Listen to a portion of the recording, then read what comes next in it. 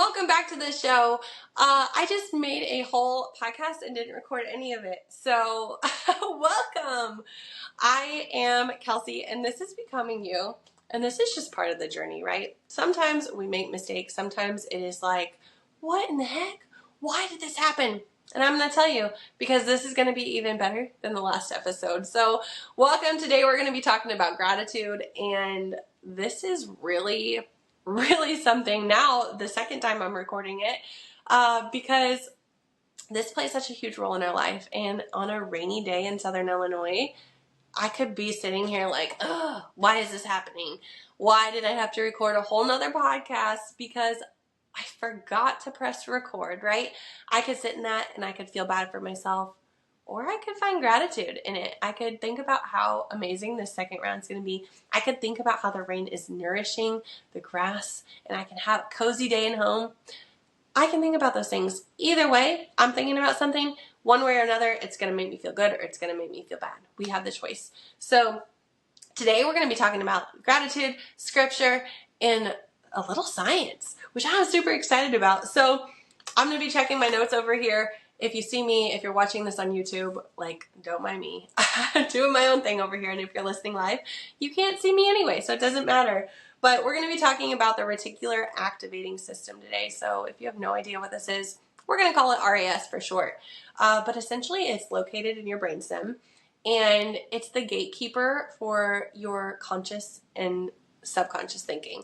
So this is super helpful whenever you're just going through life, right? As of right now, there are probably millions of stimuli that are going through, like my eyes, my nose, my mouth, my ears, my touch, right? We have all these senses, and there's no way my brain could filter them all and think about them all and then do it again and again and again all day long. I think my brain might actually explode. As a mom, I already have a really high mental load. I'm thinking about what the kids need for school, lunches, what we're having for dinner tonight. Do they have their laundry done? Is their room picked up, right? Appointments, all the things, all the time. And I already feel like my brain's going to explode. So this is super helpful for that type of stuff, right? We need something to filter it out. And maybe you've noticed this in real life whenever you're driving to work, you drive the same route every day and you're thinking about, again, oh, what's the week ahead? What do we all have to do? All these appointments I have. Maybe you're singing a song and all of a sudden you're like, how the heck did I even get here? And it's scary, right? But that's because in our subconscious, our reticular activating system already made that pathway. It's like, hey, girl, don't worry about that. I got you. You think about the stuff you need. I'll do the rest, okay? Again, super helpful, but it also can create negative confirmation bias. So what this is if you're somebody who has had these thoughts your whole entire life of I'm not enough, I'm a really crappy mom, or I don't have enough, or I'm unworthy, I'm not lovable, right? All those negative things we talk about, that creates that negative confirmation bias. Our brains want to be right. So if we're looking for reasons why we suck, why we're a really bad mom, we're going to find them. We're going to pick ourselves apart because our brains want to be right just as much as we do. And if you're looking for that, you're going to find it, and then you're going to feel really crappy. So the same is true though for the positive. And we're going to do this in real time, okay? So I think I've done this before on the podcast. So if you've heard it before, pretend like you don't know and just play along, okay? So whether you are driving, whether you are in the shower, whether you are doing the dishes or doing laundry and you're listening in, I want you to stop a second and look at everything around you, okay? Tell me what's red. I see a red candy wrapper here. I see a red toy. I see a red notebook, a red rock. Okay, I found some stuff that's red. What's blue? I don't know. I wasn't looking for blue. You told me to look for red. You're right. I told you to look for red, and therefore you can't find anything blue. But what now if I tell you to go look for the blue? What do you see? I see a blue mat. I see another blue toy. I see a blue book. I see a blue straw. There's blue. Was there not any blue there before? No, it's been here all along, right? Nothing's changed in this room. There's blue here the entire time, just like there's red here the entire time. But if I'm only focused on the red, I have no idea that there's blue. And it's the same thing with gratitude and your mindset. If you are looking for negative, you'll find it. If you're looking for positive, you'll find it. So we have to do the work to change the way our brain responds, okay? This creates neural pathways, which is super cool, that it makes it like easy for us just to do things. For example, my morning routine, when I first started it, it was a train wreck. I was somebody who did not want to get up early. My kids didn't sleep through the night. And I would like hit my alarm and be like, oh, I don't want to get up. And then I would like think about making my Energize, thinking about working out, not wanting to do it. I would do my gratitude practice, open up my personal development book, and it took a lot of effort and energy. But within a couple weeks, it became a habit because I was creating a neural pathway of automatic, right? I wake up, I do this. And I don't have to think about it anymore. It's just something I do, whether I'm on vacation, whether I'm at home, whether I'm sick. I might change it up a little bit, right? But I don't have to actively think about it. And that's the same thing that you're able to create if you are focusing on good things or if you're wanting to create new habits. Whether it has to do with your health and fitness or spending more time with your kids or spending more time with your spouse. It doesn't matter. This works in all those scenarios and why it's so important to becoming the best version of you. So as we are talking about this, there's a few different things that can help you. Like I said, gratitude is a huge one. So if you're writing down what you're grateful for every single day, you're going to be looking for it every single day. So like I said, I do this every morning. I write down today I'm grateful for 1 through 5. And I'm able to think about like, okay, what happened the day before? So for example, this morning I wrote down, I'm so grateful that I got to decorate the Christmas tree with my kids. I'm so grateful the kids went to bed early so I could watch a show with my husband. I'm grateful that my mom just booked us a trip to Florida. Yay! Right? Those are things that I noticed from the day before. So today, because I'm going to write something tomorrow, I know to look for what's good. I'm not going to be sitting here like, ugh, it's raining. And this is the second time I had to record this podcast. And all these things, right? Like my house is a mess and the kids don't clean and they don't pick up anything and they're not listening. That's not helpful. Excuse me. Also trying to get over a cold. That's not helpful. I'm going to look for the things that are good. I'm going to look for the opportunity to spend time doing what I love, making a podcast, teaching my clients, having my mom watch my little one while I'm here, getting to look at my Christmas tree while I'm working, getting to listen to Christmas music. I have so much to be grateful for today that I can write down tomorrow because I'm actively looking for it. Okay, so this is the same with your goals, with your affirmations. If you're working on being a patient mom, I want you to write down, I am a patient mom. Because your brain is lazy. Your brain wants to be right. So if you're telling it, I'm a patient mom, it's going to be like, oh, why? Why are you patient? And then it's going to find it. So you didn't yell at your kids, right? They spilled milk all over the table. You took a breath. You said, it's okay. Let's clean it up. And you were a patient mom. Your brain's going to remember that. So you have like, I am a patient mom. That's your goal, right? You were a patient mom because you didn't yell. You just did it. Your brain's like, oh yeah, those two connect. Like, let's throw out some dopamine and make that feel real good. So the dopamine goes here. And then you're like, oh my gosh, I got to do that again. I'm a patient mom. You show why you're patient. Dopamine, it's called a positive feedback loop, okay? Kind of can be used negatively too, but we're not going to get into that today. So if you are looking for the reasons, you're going to find them. So affirmations are huge. Visualization, you can make a vision board. You can think about what you want out of your life. And if you're constantly thinking about that, you're going to find it. Just like us. So backstory, I have an 8-year-old Nissan Rogue and it has 176,000 miles on it. So we've been like in the market for looking for a new vehicle just in case. I don't think it's going to last forever. And we started looking at Pathfinders, and I've never seen Pathfinders before. Like, I didn't even know the new Pathfinders, what they looked like, until we went and looked at them.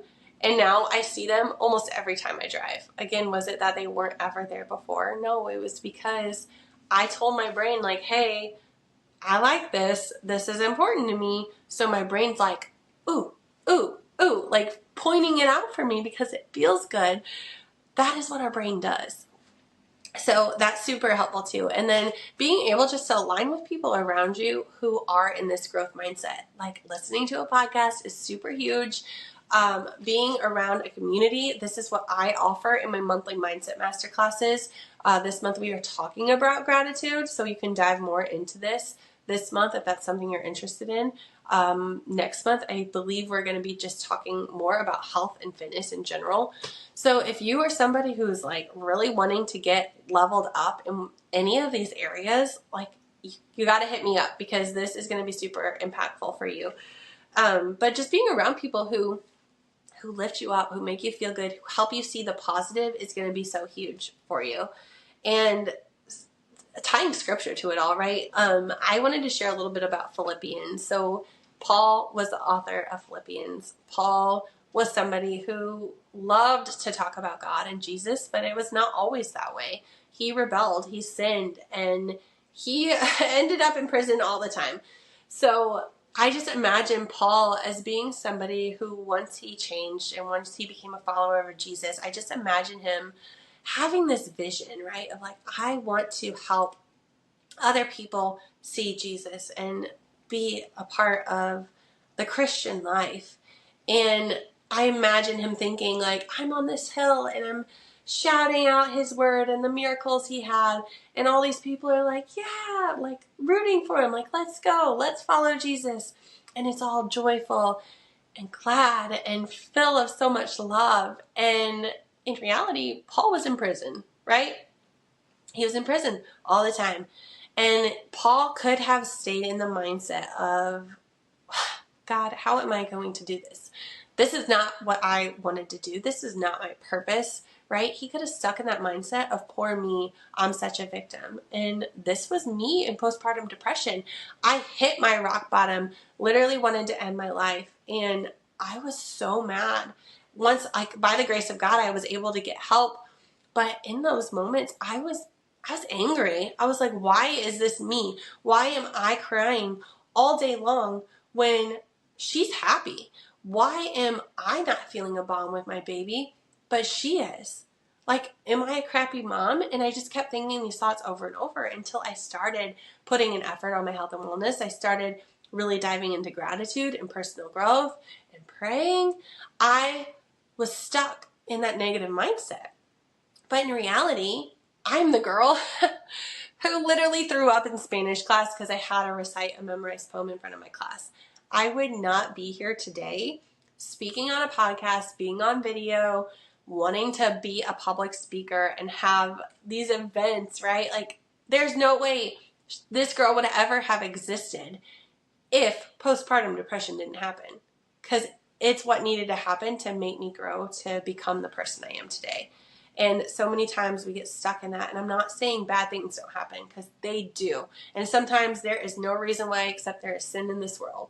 And it sucks. It does suck. But if we are constantly looking at why it sucks, that doesn't actually help us. If we're thinking about the good, and maybe there's no good out of it at all, right? Like, I am not being insensitive to that.